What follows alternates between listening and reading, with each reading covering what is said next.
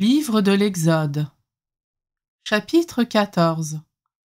Le Seigneur parla à Moïse. Il dit : Va dire aux fils d'Israël de revenir camper devant Pi-Hahiroth, entre Migdol et la mer, devant Baal-Séphon.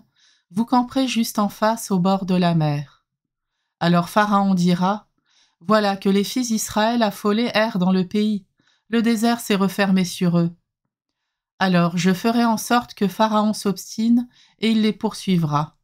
Mais je me glorifierai aux dépens de Pharaon et de toute son armée, et les Égyptiens reconnaîtront que je suis le Seigneur. Les fils d'Israël firent ainsi. On annonça au roi d'Égypte que le peuple d'Israël s'était enfui. Alors Pharaon et ses serviteurs changèrent de sentiment envers ce peuple. Ils dirent : Qu'avons-nous fait en laissant partir Israël ? Il ne sera plus à notre service. Pharaon fit atteler son char et rassembler ses troupes. Il prit 600 chars d'élite et tous les chars de l'Égypte, chacun avec son équipage. Le Seigneur fit en sorte que s'obstine Pharaon, roi d'Égypte, qui se lança à la poursuite des fils d'Israël, tandis que ceux-ci avançaient librement. Les Égyptiens, tous les chevaux, les chars de Pharaon, ses guerriers et son armée, les poursuivirent et les rejoignirent alors qu'ils campaient au bord de la mer, près de Pi-Hahiroth, en face de Baal-Séphon. Comme Pharaon approchait, les fils d'Israël regardèrent et voyant les Égyptiens lancés à leur poursuite, ils eurent très peur et ils crièrent vers le Seigneur. Ils dirent à Moïse : L'Égypte manquait-elle de tombeaux pour que tu nous aies emmenés mourir dans le désert ? Quel mauvais service tu nous as rendu en nous faisant sortir d'Égypte. C'est bien là ce que nous te disions en Égypte. Ne t'occupe pas de nous, laisse-nous servir les Égyptiens.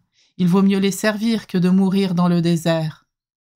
Moïse répondit au peuple : N'ayez pas peur, tenez bon.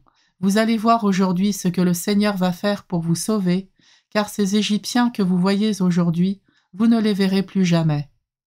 Le Seigneur combattra pour vous, et vous n'aurez rien à faire. Le Seigneur dit à Moïse : Pourquoi crier vers moi ? Ordonne aux fils d'Israël de se mettre en route. Toi, lève ton bâton, étends le bras sur la mer, fends-la en deux, et que les fils d'Israël entrent au milieu de la mer à pied sec.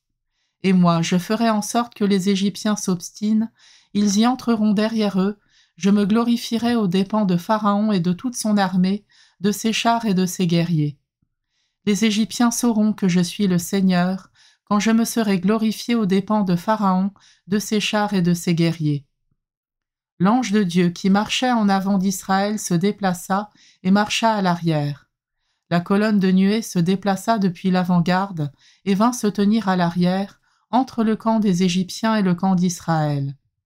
Cette nuée était à la fois ténèbres et lumière dans la nuit, si bien que, de toute la nuit, ils ne purent se rencontrer.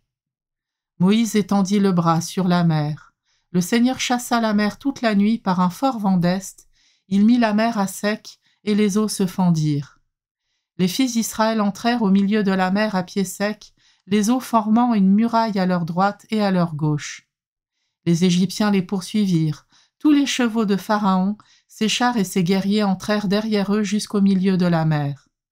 Aux dernières heures de la nuit, le Seigneur observa, depuis la colonne de feu et de nuée, l'armée des Égyptiens, et il la frappa de panique. Il faussa les roues de leurs chars, et ils eurent beaucoup de peine à les conduire. Les Égyptiens s'écrièrent : Fuyons devant Israël, car c'est le Seigneur qui combat pour eux contre nous.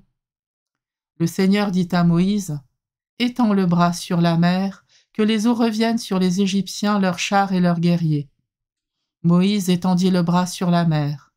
Au point du jour, la mer reprit sa place.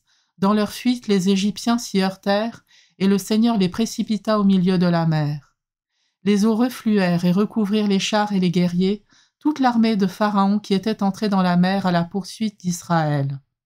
Il n'en resta pas un seul. Mais les fils d'Israël avaient marché à pied sec au milieu de la mer, les eaux formant une muraille à leur droite et à leur gauche. Ce jour-là, le Seigneur sauva Israël de la main de l'Égypte, et Israël vit les Égyptiens morts sur le bord de la mer. Israël vit avec quelle main puissante le Seigneur avait agi contre l'Égypte. Le peuple craignit le Seigneur, il mit sa foi dans le Seigneur et dans son serviteur Moïse.